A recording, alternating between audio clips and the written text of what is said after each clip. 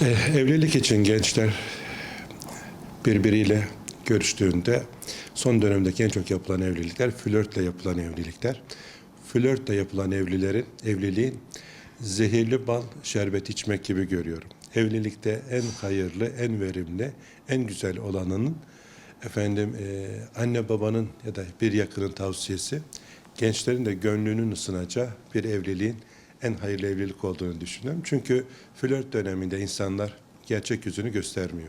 10 yılda flört etse muhatabını görmek istediği şeyleri gösteriyor, duymak istediklerini duyuruyor.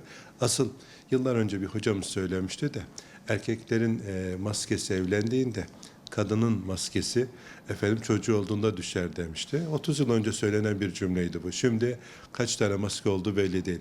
Her bir sosyal medya sayfasında ayrı bir maskeyle insanlar bulunuyor. Gerçek yüzü elde ettikten sonra çıkıyor. Onun için evlilikte en önemli noktanın gençlerin kalbinin ısınacağı, annenin babanın onaylayacağı, dua edeceği, tanıştırma usulü olanın en verimli olduğunu düşünüyorum. Öbür taraftan evlilikte tabii mehir kadının hakkıdır en doğal olarak. Yani tavanı iki tarafın anlaşmasıyla alakalıdır. Bazen bu bir bilezik de olabilir. 1 kilo altın da olabilir. Yani iki tarafın karşılıklı anlaşmasıyla olacak ama kadının hakkıdır. Evlilikten önce, nikahtan önce bunun kararlaştırılıp takdir edilmesi peşin olarak da verilebilir, taksitli olarak da verilebilir. Müeccel ve muaccel deniliyor. Ama ödemediği zaman söz verip de erkek kul hakkıdır. Yani öldükten sonra bile mirasından ilk alınacak, ödenecek kul hakkıdır. Ama bunun da tabii abartılmaması gerekiyor. Son dönemde mehir unutuldu ama bazı bölgelerimizde özellikle büyükler ister başlık parası deyin, ister başka şeyler deyin, adına bir kılıf bulup evliliği zorlaştırıyorlar. Bunu doğru bulmuyorum. Yani Efendimiz Aleyhisselatü Vesselam evliliğin en hayırlısının en kolay, hafif olanı olduğunu söylüyor. Evlilikte kardeşlerime şu 3 şeyi tavsiye ediyorum. Bir, Allah ne der? Birinci sorunuz bu olsun. Yapacağınız alışverişte de, mihirde de ve diğer şeylerde de. El alemi hesaba katmayın. İkincisi, ihtiyaç mı? İhtiyacı önemseyin. Üçüncüsü de israftan sakının. Şu 3 kurala uysa bugün evlenecek olan kardeşlerim büyük bir sıkıntıdan kendilerini kurtarmış olurlar. Ama burada da maalesef biz ayağımızı yorgana göre uzatmak yerine Ahmet Bey böyle yaptı, Ayşe Hanım böyle yaptı, başkasının gelirine, kazancına göre ben düğün dernek yapmaya çalışıyorum. Ondan sonra da kredi borç batağına saplanıyorum.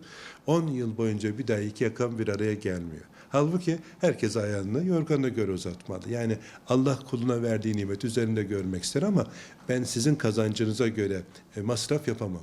Bu 3 kriter. Allah ne der?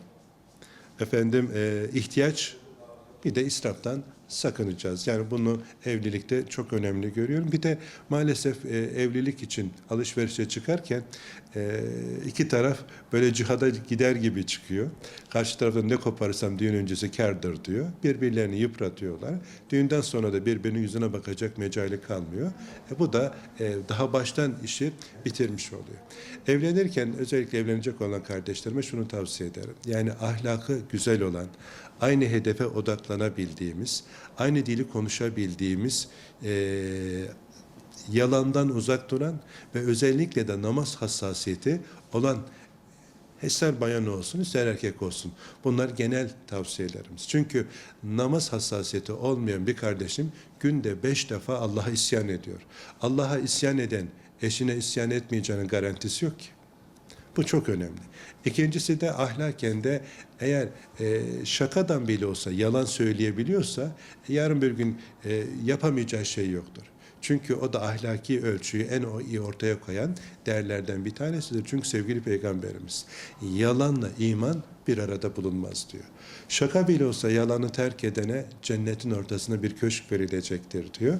Evlilik öncesinde birbirine beyaz, pembe, mavi neyse bir de isim bulmuşuz yalana. Yalan söylüyorsa her türlü haltı yiyebilir.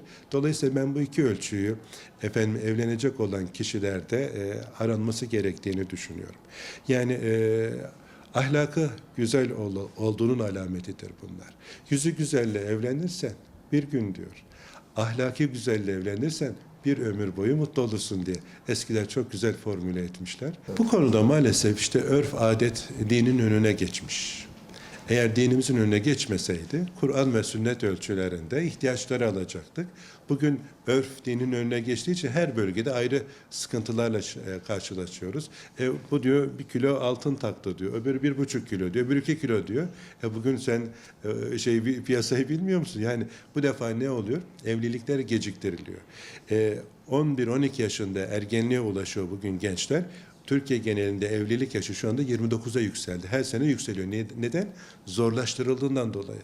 Anneler, babalar evliliği zorlaştırırsanız çocuklarınızı günaha sürüklersiniz. Çocukların işlediği günahların bir misli de size yazılır. Onun için bu işi kolay kılalım diye böyle katıldığım televizyon programlarında, radyo programlarında, sosyal mecralarda özellikle bunu paylaşıyorum.